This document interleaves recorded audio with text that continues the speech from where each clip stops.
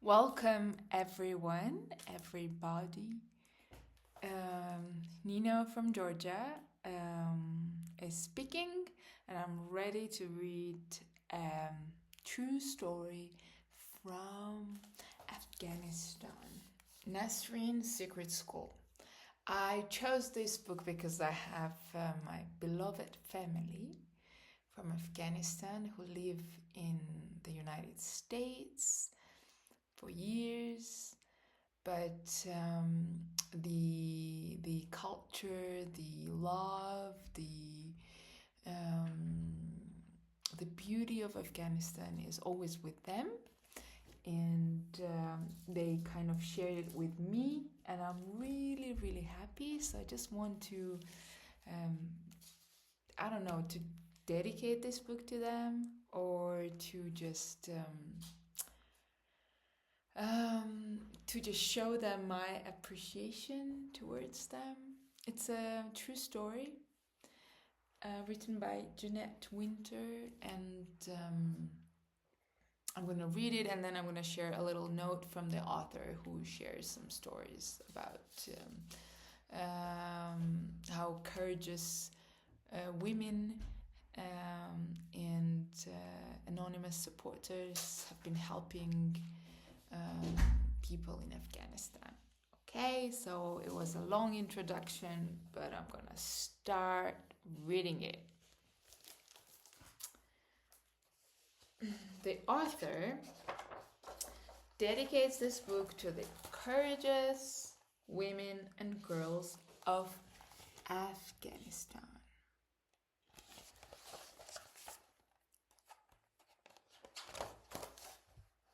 Okay, let's do it. My granddaughter Nasreen lives with me in Herat, an ancient city in Afghanistan.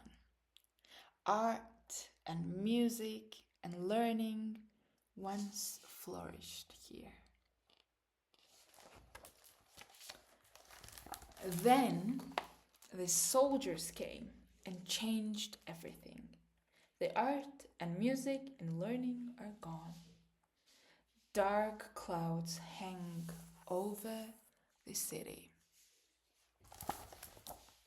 Poor Nasreen sat at home all day because girls are forbidden to attend school. The Taliban soldiers don't want girls to learn about the world the way Nasreen's mama and I learned when we were girls. So Nasreen's mother and Nasreen's grandmother, they were able to get education, to sing, to dance, to, I don't know, whatever they wanted to do, whatever the human wants to do and to appreciate. But then things change, and the soldiers banned the girls from school. Oh my goodness. So one night, soldiers came to our house and took my son away with no explanation.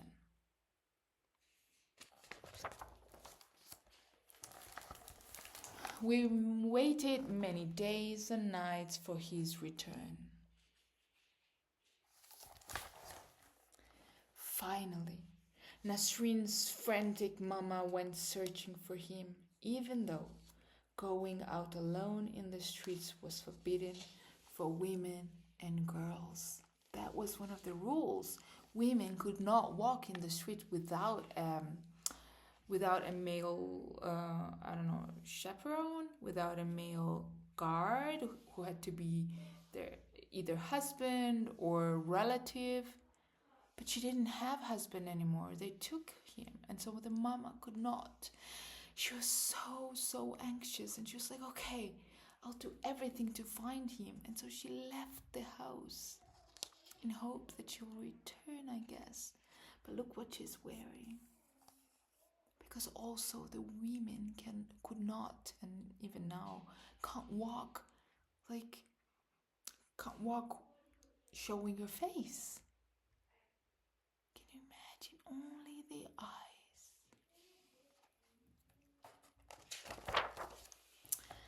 The full moon passed our windows many times as Nasreen and I waited. They waited. Nasreen never spoke a word. She never smiled. She just sat waiting for her mama and papa to return. I knew I had to do something. So the grandma was like, okay, it's crazy hard. It's painful. Because of her son, because of his wife, and now the granddaughter. And she was like, okay, I have to do something. I have to think something.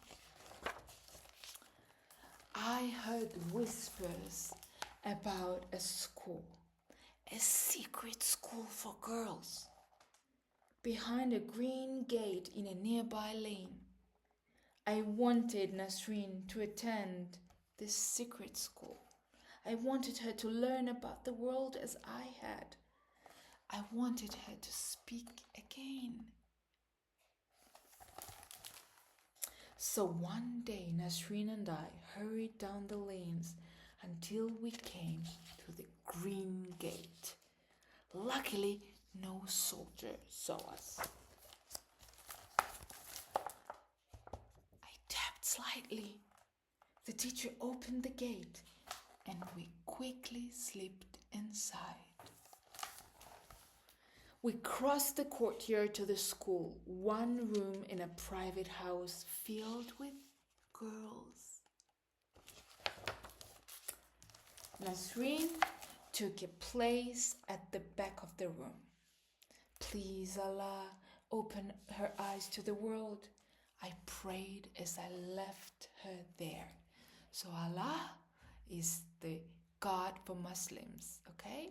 So, for example, I am Christian and I pray for God.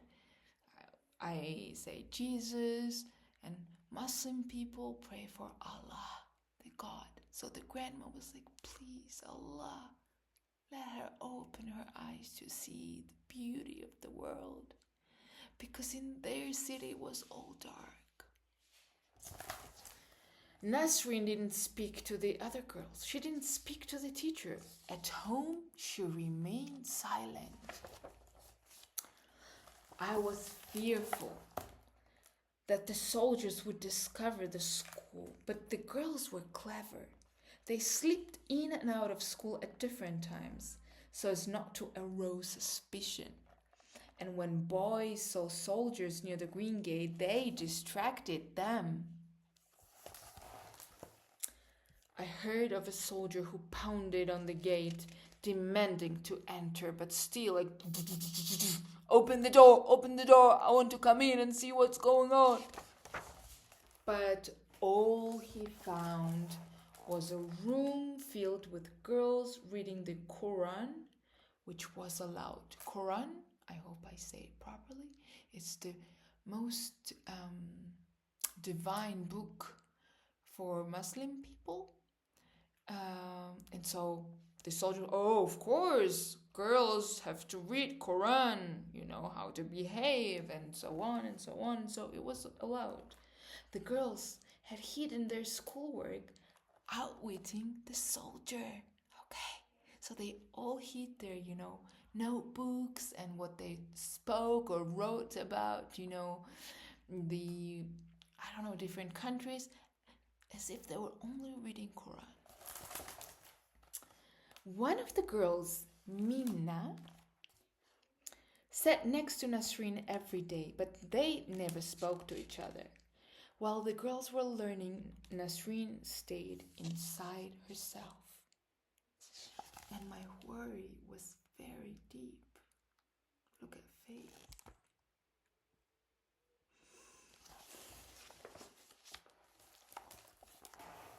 When school closed for the long winter recess, Nasreen and I sat by the fire. Relatives gave us what food and firewood they could spare. We missed her mama and my son more than ever. Will we ever know what had happened? The day Nasreen returned to school, Mina whispered in her ear, I missed you. And Nasreen answered back, I missed you too.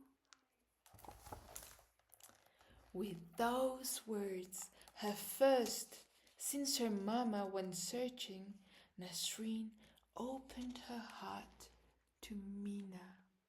So finally, Nasreen was able to share her story, what she went through, her parents.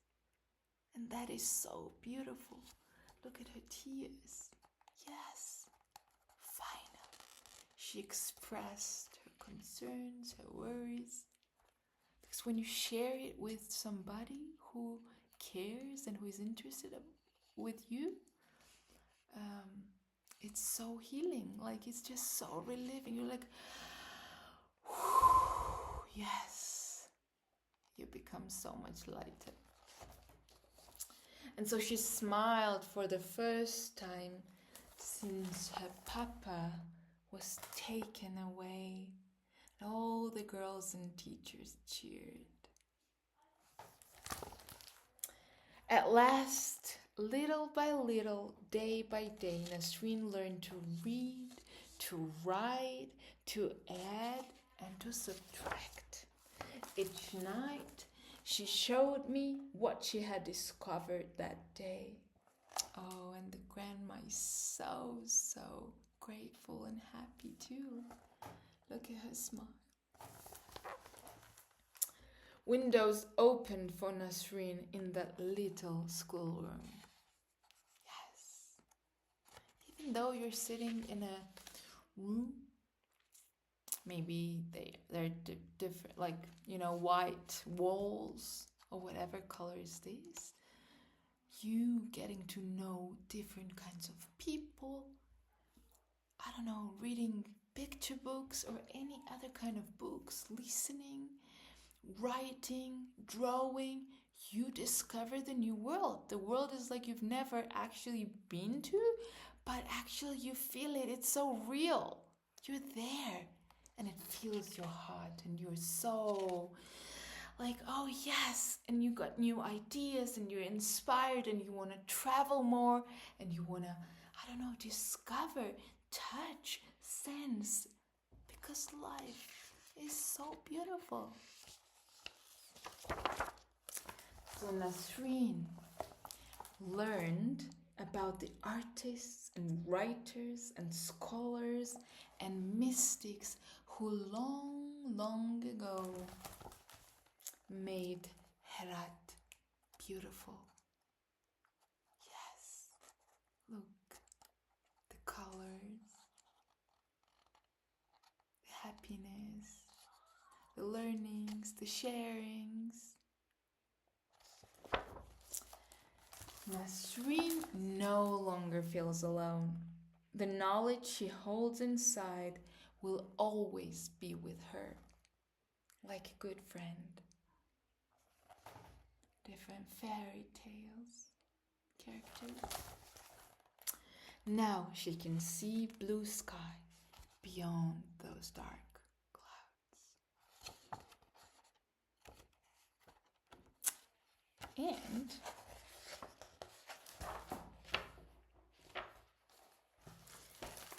as for me, my mind is at ease. I still wait for my son and his wife, but the soldiers can never close the windows that have opened for my granddaughter. Inshallah. Inshallah, it's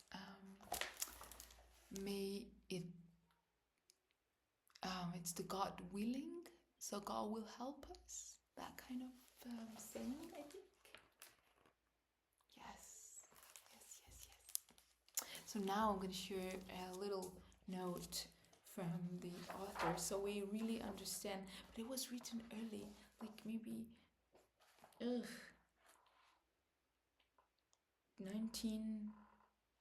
18 years ago. So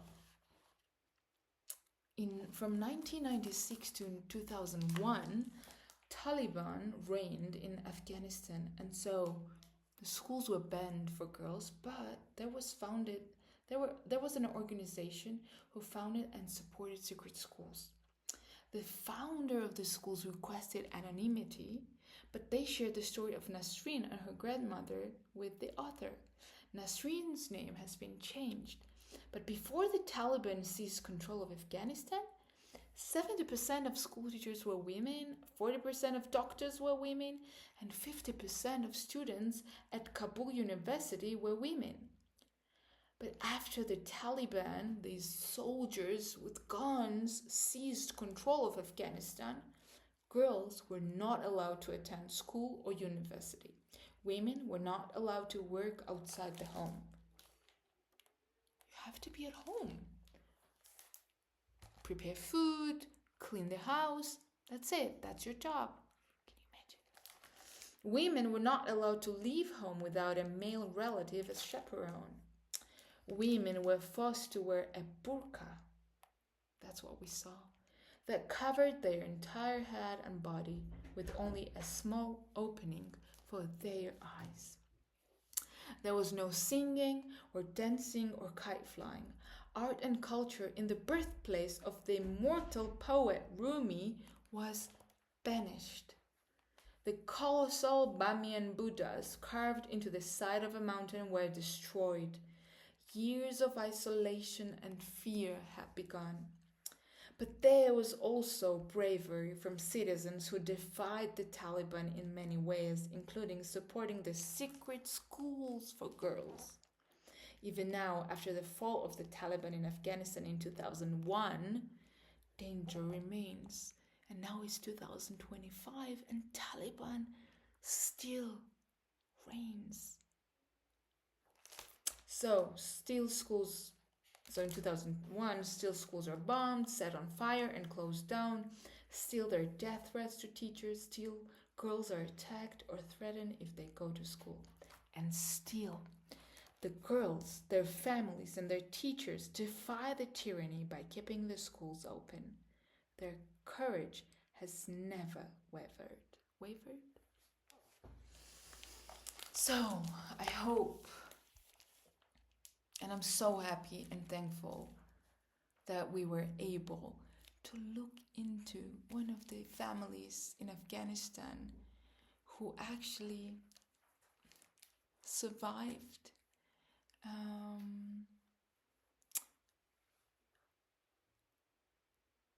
So yeah, I hope you all people who have this, privilege and blessing to be alive, to go to school, to dance and sing in the streets, will think about some people sometimes who don't have this, who are not allowed to do it, and maybe some ideas come to your mind that will make their lives a little better. Maybe you'll try to connect, travel, or just, find someone, write to them, get to know them, show our support. Yeah. But maybe not there, but maybe in our neighborhood. Because there are always people who suffer, who hold pain, and our kindness and our interest and our connection will be very, very, it will be warm and very, I don't know the English word, but like milk and honey, You will open that person, and that's very beautiful. So, that was it. And go discover the world. Good night.